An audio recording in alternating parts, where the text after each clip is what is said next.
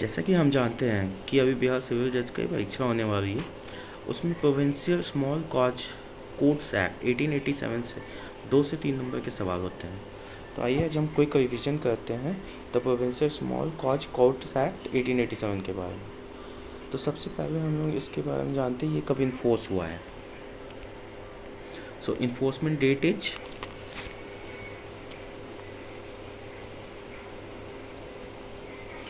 1 जुलाई 1887। इसमें टोटल आपके 5 चैप्टर हैं और 37 सेक्शंस हैं। अब इसमें हम लोग इम्पॉर्टेंट सेक्शंस पे अब आ जाते हैं। इम्पॉर्टेंट सेक्शन है फिर फोर्थ डेफिनेशन क्लॉज। ये कभी कभी एग्जाम में पूछा जाता है कि कौन से सेक्शन में कोर्ट्स ऑफ स्मॉल कॉजेस को डिफाइन किया गया है और उसके अंदर क्या आता है। तो हम लोग जानते हैं कि सेक्शन 4 में डिफाइंड है, तो ये आ सकता है एक सवाल इससे। अब आ जाते हैं सेक्शन 5 में। सेक्शन 5 में बताया गया है establishment of courts of small causes. तो बेसिकली इसमें कहा गया है कि state government by order in the writing कहीं पे भी अपने जुरिस्डिक्शन में, अपने टेरिटरी में इस्टेब्लिश कर सकता है courts of small causes. But इसमें एक कंडीशन है, beyond the limit of the ordinary original civil jurisdiction of high court. मतलब जहाँ पे भी हाई कोर्ट है उसके ओरिजिनल सिविल जुरिस्डिक्शन के बियॉन्ड में इस्टेब्लिश होगा। और इसमें इस सेक्शन 5 में ये भी कहा गया है कि कोई भी स्टेट गवर्नमेंट हो गया वही उसका जुरिस्डिक्शन भी डिसाइड करेगा।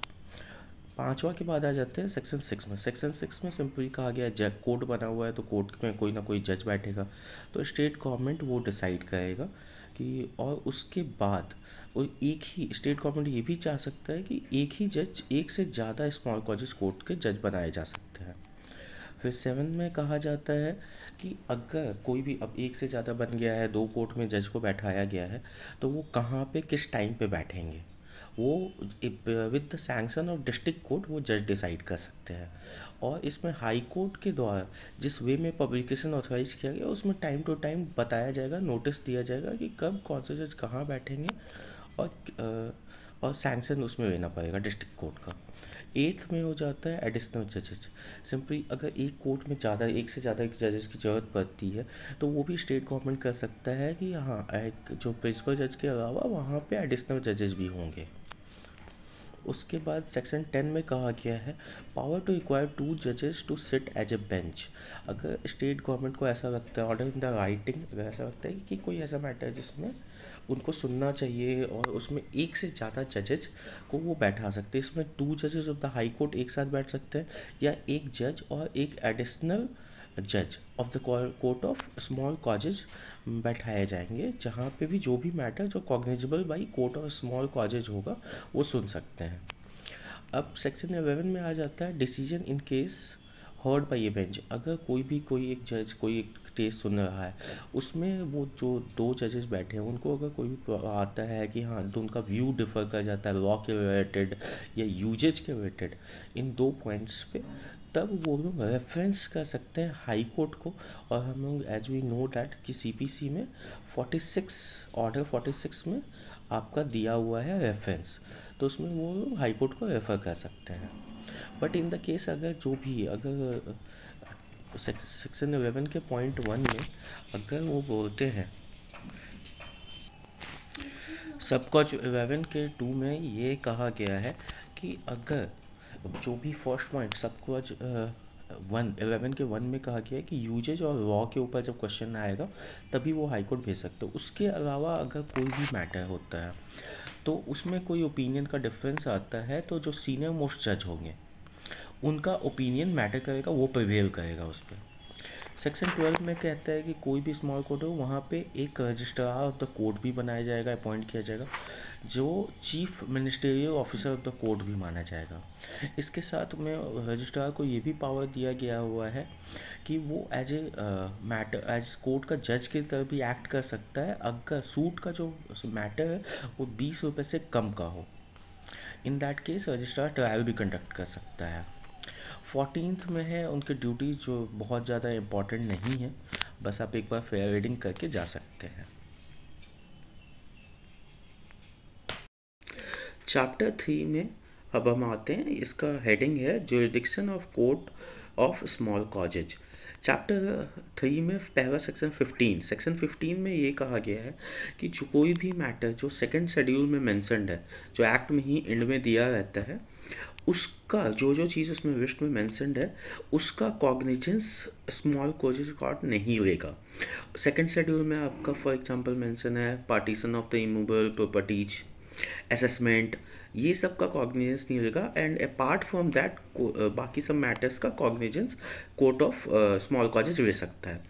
और इसमें एक और पॉइंट मेंशन्ड है कि इस पे 500 रुपये से कम का वैल्यू होना चाहिए जिसको कॉग्निजेबल हो, वही उसी चीज़ का कॉग्निजेंस ले सकता है court of small causes. Civil nature का केस होना चाहिए, और इसमें स्टेट गवर्नमेंट चाहे तो उस 500 को बढ़ा के 1000 तक कर सकता है जिसका कॉग्निजेंस ले सकता है। अब हम आ जाते हैं सेक्शन 16 में। सेक्शन 16 कहा गया है कि जिस चीज़ का एक्सक्लूसिव कॉग्निजेंस का power court of small causes को दिया गया है, वो कोई भी दूसरे कोर्ट के द्वारा ट्रायल नहीं किया जाएगा, उसका एक्सक्लूसिव जुरिडिक्शन रहेगा कोर्ट ऑफ स्मॉल कॉजेज के पास।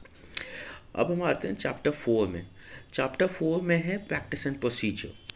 इसमें बेसिकली सेक्शन 17 में कहा गया है कि सीपीसी अप्लाई होगा। एज वी नो कि सिविल नेचर का कोई भी केस होता है उस पर सीपीसी अप्लाई होता है, वही कहा गया है।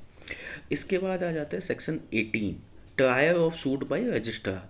देखिए इसमें पहले समझिए कि रजिस्ट्रार का जो पावर है वो ऑलमोस्ट इक्विवेलेंट टू आपका जज है, ऑलमोस्ट का इक्वल है जज के केस में। अगर जहाँ पे भी उसको एक्ट से ऑथराइज किया गया, अब जैसे ट्रायल है तो जज के बिहाफ पे जो जज पास कर सकता है ट्रायल में, सेम पावर रजिस्ट्रार के पास भी है, वो भी सेम चीज़ पास कर सकता है, ट्रायल कर सकता है उसका। 19 में है आपका admission, return and rejection of print by registered. जैसे जज कर सकता है, एडमिट कर सकता है, रिटर्न कर सकता है या रिजेक्शन दे सकता है प्रिंट को, सेम चीज़ रजिस्ट्रार कर सकता है अगर जज अवेलेबल नहीं है। सेक्शन 20 में है passing of degree by registrar on confession. Simple words, इसका मतलब है कि रजिस्ट्रार के सामने अगर कोई केस फाइल हुआ और डिफेंडेंट आके रजिस्ट्रार के सामने कन्फेशन कर दिया कि हाँ ठीक है इनका सूट सही है, हम मान चुके हैं, तो रजिस्ट्रार उसी बेसिस पे डिग्री पास कर सकता है एज ए जज। जो जैसे जज पास करते हैं वैसे ही पास कर सकता है। उसका सेक्शन 21 में आ जाता है execution of degree by registrar. तो जैसे जज कर सकते हैं वैसे ही एग्जीक्यूशन भी ये रजिस्ट्रार भी कर सकता है। सेम अगर जज नहीं है तो उनके पास भी सेम पावर है, वो भी एग्जीक्यूट कर सकते हैं। Adjournment of cases by chief ministerial officer, तो जहाँ पे भी चाहे रजिस्ट्रार हो या other chief ministerial officer of the court है, वो डे टू डे प्रोसीडिंग में एडजॉर्नमेंट का भी दे सकते हैं, उनके पास वो भी पावर है।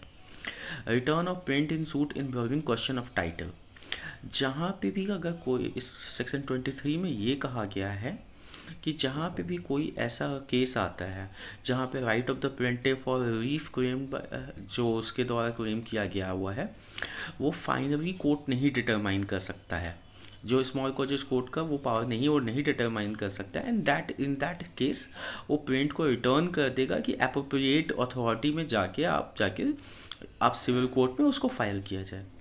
सेक्शन 24 में कहा गया है appeal from certain order of courts of small causes. तो अपील का पावर इसमें गया है डिस्ट्रिक्ट कोर्ट के पास, याद रखिएगा। अपील डिस्ट्रिक्ट कोर्ट में होगा। 25 में रिवीजन है, तो रिवीजन का पावर है हाई कोर्ट के पास। तो रिवीजन हमेशा हाई कोर्ट में जाएगा और अपील हमेशा डिस्ट्रिक्ट कोर्ट में जाएगा।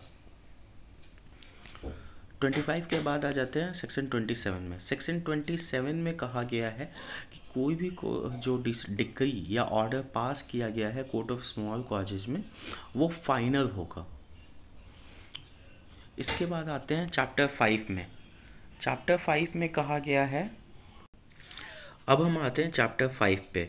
चैप्टर 5 है सप्लीमेंटल प्रोविजंस। ये पार्ट बहुत ज़्यादा इंपॉर्टेंट नहीं है, इसको बस एक बार आप फिर ऊपर से देख के भी जा सकते हैं। इसमें सेक्शन 28 है। सेक्शन 28 में सिंपल सा यही कहा गया है, कोई भी कोर्ट ऑफ स्मॉल कॉजेज होगा उसका एडमिनिस्ट्रेटिव कंट्रोल डिस्ट्रिक्ट कोर्ट के पास में होगा और सुपरिटेंडेंस का पावर आपका हाई कोर्ट के पास होगा। बस ये चीज़ याद रखना। सेक्शन 29 सील, तो ये कॉमन है कि कोई भी कोर्ट होगा उसका अपना सील होगा, और such and form of dimension जो सील का होगा वो स्टेट गवर्नमेंट तय करेगा। सेक्शन 30 है abolition of court of small causes. तो अगर जो कोड बनाता है वही ख़त्म भी कर सकता है। तो जैसे स्टेट गवर्नमेंट ने कोड बनाया था, वैसे ही स्टेट गवर्नमेंट के ही पास पावर है कि कोर्ट ऑफ स्मॉल कॉजेज को एबॉलिश भी कर सकते हैं। इसी के साथ आज हम उनका ये कोर्ट ऑफ स्मॉल कॉजेज का क्विक रिवीजन हम लोग का कंप्लीट हो गया। इसमें आपका ये जितने भी इम्पोर्टेंट प्रोविजंस हैं वो हमने कवर कर लिया। अब मैं आपको एक बार लास्ट पर शेड्यूल 2 भी दिखा देता हूँ, जो हमने सेक्शन 15 में देखा था। देखिए, ये सेक्शंस हैं, ये सब पार्टीशन जिससे कोर्ट ऑफ स्मॉल कॉजेज को कॉग्निजेंस लेने से मना किया हुआ है। Like suit of partition of immovable property, suit for possession of immutable property or for recovery of interest in such property, a suit to stay in waste an office। अगर आपको ये वीडियो अच्छा लगा हो तो please like and subscribe to our channel. Thank you.